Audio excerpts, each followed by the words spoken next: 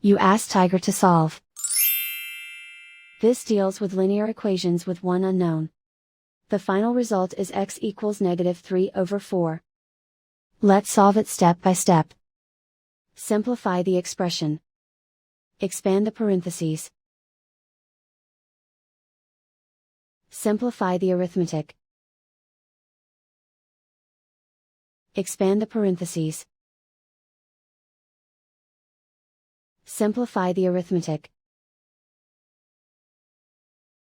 Group all constants on the right side of the equation.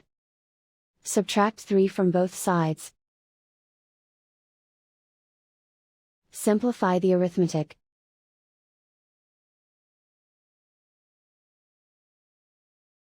Isolate the x.